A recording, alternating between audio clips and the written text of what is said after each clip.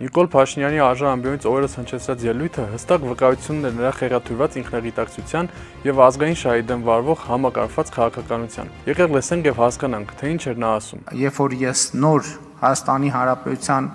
վարչապետ դարձա, ընտրվեցի, շատ արագ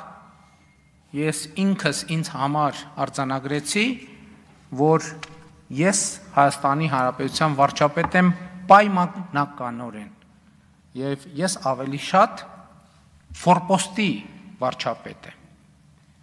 2025 թվականի հունիսին ինձ համար ամենաշատը հենց սա է փոխվել, որ ես արձանագրում եմ, որ Հայաստանի Հանրապետության լիարժեք եւ ամբողջական վարչապետ է։ Սա ինչ էր, ինքնաքննադատություն, թե պատասխանատվությունից խուսափելու փորձ։ Եթե նա իրեն ֆորպոստի ղեկավար էր զգում, ապա ով էր նրան ստիպում պաշտոնավարել այդ կարգավիճակում։ Իսկ եթե զգում էր, որ Հայաստանը չէր իրականացնում ինքնիշխան քաղաքականություն, ապա ինչու չէր պայքարում այդ ինքնիշխանությունը վերականգնելու համար։ Իսկ եթե պայքարում էր, ուրեմն դա էր գինը։ Այսինքն Նիկոլի պատկերացած ինքնիշխանության համար նա հանձնեց Արցախը եւ զոհեց 4300 հայորդու կյանք։ Բացատրությունն ավելի պարզ է։ Նա երբեք էլ նպատակ չուներ Հայաստանը դուրս բերել այդ կարգավիճակից։ Փոխարենը պարզապես պատրաստվում էր խորացնել վասալությունը, այս անգամ Թուրքիայի ուղեցրում։ Որովհետև եթե դու պնդում ես, որ մենք եղել ենք ֆորպոստ, իսկ հիմա անկախ ենք, այսինքն դու մեզ խաբել ես այն ժամանակ, իսկ հիմա ինչպես մենք քեզ պետք է հավատանք։ Եթե չես ուզում քո պնդումները հնչեն որպես լկտի սուտ, ապա հրապարակիր այն ցուցումներն ու հրահանգները, որոնք որպես ֆորպոստի վարչապետ ստացել ես։ Այն երկրից, որի ֆորպոստը մենք եղել ենք, թե չէ ստացվում է մենք ֆորպոստ ենք եղել միայն քո գլխում։ Ես գիտեմ այն օրը, երբ որ ես վերածվել եմ Հայաստանի Հանրապետության լիարժեք վարչապետի եւ այդ կետից սկսած մինչեւ օրս գործում եմ բացառապես այդ տրամաբանությամբ։ Դա 2022 թվականի հոկտեմբերի 6-ն է, երբ որ ես դարձել եմ Հայաստանի Հանրապետության առաջին ղեկավարը, ով ճանաչել է Հայաստանի Հանրապետության տարածքային ամբողջականությունը։ Այդ մեր ընդդիմությունը այս օրը եւ այս փաստը եւ նույնիսկ Հայաստանի սահմաններից դուրս օգտագործում են այն տրամաբանությամբ, որ ես առաջին ղեկավարն եմ, ով ճանաչել է Լեռնային Ղարաբաղ Ադրբեջանի կազմում եւ ով ճանաչել է այդ տրամաբանությամբ Ադրբեջանի տարածքային ամբողջականությունը։ Իրականում ոչ թե ճանաչել է Հայաստանի տարածքային ամբողջականությունը, այլ հանձնել է Արցախը։ Եվ այս պնդմամբ հարվածել է ոչ միայն արցախահայության իրավունքներին, այլ նաև Հայաստանի ինքնիշխանությանը։ Փաստացի հայտարարելով, որ մեր սահմանները պետք է գծենք ոչ թե մենք, այլ Ադրբեջանի ազգային շահերը։ Ասացից վառապացույցը ՀՀ տարածքում Ջերմուկի, Վարդենիսի, Սյունիքի ամենանպաստավոր բարձունքներում արդեն 2 տարի դարանակալած ադրբեջանցիներն են, որոնց գենշտաբեդ Էդվարդ Ասերյանը ուզում էր հեռացնել սոված թողնելով։ Կենսունակության տեսակետից, եթե հակառակորդի այդ խմբի սնուցում չլինի, թե սննդով, թե ջրով, հատուկ պատրաստված ստորաբաժանում լինի, ապա մի քանի օրվա ընթացքում նրանց ռեսուրսները լրիվությամբ կսպառվեն եւ ստիպված կլինեն այդտեղից դուրս գալու։ Մարտավարական իրադրությունը գնահատում եմ կայուն եւ մեր հմուտ գործողությունների արդյունքում այդ խումբը այդտեղից կհեռանա։ Չենք թույլատրի, որպեսզի ապահովի նրանց կենսունակությունը, մեքենաների շարժ դեպի մեր տարածք չեն լինի, ներկայդրությամբ չկան, իրենք չեն կարողանում բերեն իրենց սնունդը եւ ջուրը ապահովեն եւ կենսունակությունը կորցրելով խումբը հետ կքաշվի, կմիանա իրենց հիմնական ստորաբաժանումներին, որոնք ջերմուկի մատույցներից գտնվում են առավել մեծ խորությունների 7, 8, 10 նույնիսկ սահմանի վրա, հեռավորությունների վրա։ Ինչպես տեսնում ենք, անցել է 2 տարի, նրանք դեռ այնտեղ են եւ գնալու միտում չունեն։ Ընդհակառակը դիրքեր են փորում, ամրանում են։ Անցնենք հաջորդ աբսուրդային պնդմանը։ Տեսեք, շատ են խոսում նրա մասին, որ մենք կորցրել ենք Լեռնային Ղարաբաղը։ Ես այս հարցի մասին էլ բնականաբար շատ մտածել եմ եւ այստեղ էլ իմ եզրակացությունը հետեւյալն է. մենք ոչ թե կորցրել ենք Լեռնային Ղարաբաղը, մենք գտել ենք Հայաստանի Հանրապետությունը։ Այս է ճշմարտությունը, որովհետև ինչպես նախկինում ասել եմ, Լեռնային Ղարաբաղի հարցը որպես թոք օգտագործվել է, որ Հայաստանի Հանրապետությունը որպես անկախ եւ ինքնիշխան պետություն չկայանա։ Այս ձևակերպումը ցինիզմի գագաթնակետն է։ Այն օրինականացնում է էթնիկ զտումը, պարտությունը ներկայացնում որպես հաջողություն, իսկ տարածքային կորուստը որպես ինքնիշխանության ձեռքբերում։ Սա հոգեբանական մանիպուլյացիա է, ուղղված հպարտության վերականգնման միջոցով հարմարվելու պարտության կարգավիճակին։ Եթե սա հանդուրժենք, ապագայում կտեսնենք, թե ինչպես են նրանք ասում. մենք ոչ թե կորցրել ենք Սյունիքը, այլ նորից գտել ենք Հայաստանի Հանրապետությունը, ոչ թե կորցրել ենք Վայոց ձորը, այլ վերստին գտել ենք Հայաստանի Հանրապետությունը եւ այդպես շարունակ։ Հայաստանի Հանրապետությունը երբեք միջազգային իրադրություններին եւ իրավիճակներին, տարածաշրջանային հնարավոր խնդիրներին այնքան պատրաստված չի եղել,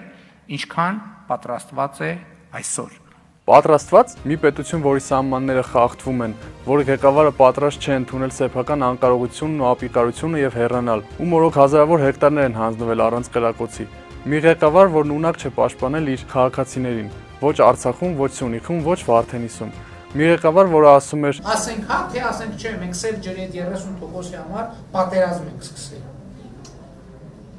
Է չի նույնպես ուղղակի։ Ոչ, մենք չենք գնալու իրավիճակի սրման։ Եվ այս հարցը լուծելու ենք խաղաղ ճանապարհով։ Ինչպես կարող է ձեր ղեկավարությամբ Հայաստանի Հանրապետությունը պատրաստ լինել որևէ խնդրի, թեկուզ ոչ մեծ, այլ միջին մակարդակի, եթե դուք անգամ դպրոց չեք կարողանում կառուցել։ Դուք միջև հիմա դպրոց կառուցել չգիտեք, այո, չգիտենք։ Փաստն է նա, որ չգիտենք։ Մենք մեր գիտելիքի պակասի մասին էլ պետք է մտածենք։ Հիմա այն, որ ես ասում եմ հիմա, այս ինչ որ նոր ասեցի, չէ, 15 րոպե ելույթ ունեցա։ Ինչ որ ասացի հիմա, այդ գիտեք ինչ անշանակում, որ ես 7 տարի մնացել եմ նույն դասարանում։ Իջնում եմ 10 րոպե մարդկանց հետ խոսում, ես հասկանում եմ, որ 7 տարի ես իմ գլխավորությամբ բոլորդ մնացել ենք առաջի դասարանում։ Այն որ մեր այն հերավոր գյուղացին գիտելիքի պակաս ունի, այդ նրանից է, որ մենք տգետ ենք։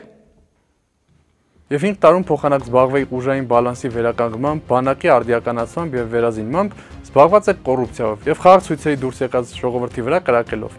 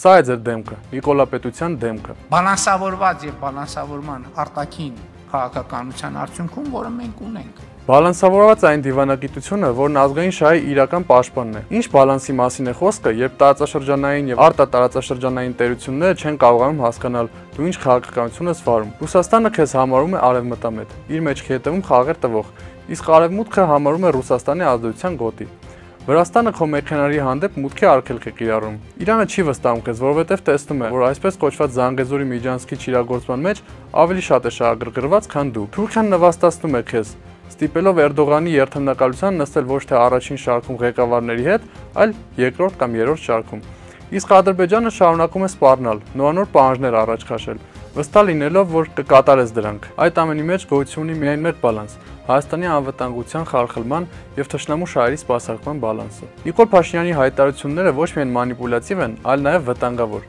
Նա խոսում է Հայաստանը վերագտնելու մասին, այն ժամանակ, երբ իրականում հող է հանձնել, ինքնիշխանությունը զիջել եւ արժանապատվություն է ոտնահարել։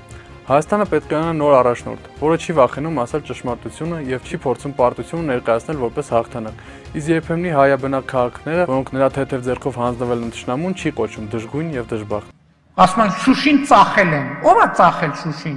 Որովհետեւ Շուշին մի դժբախտ, դժգույն Քաղաք էր, մեզ պետք էր Շուշի։ Այն պահից, երբ պարտված առաջնորդը սկսում է իրեն լիարժեք վարչապետ կոչել, ժամանակն է, որ ժողովուրդը նրան հիշեցնի, թե ով է նա իրականում։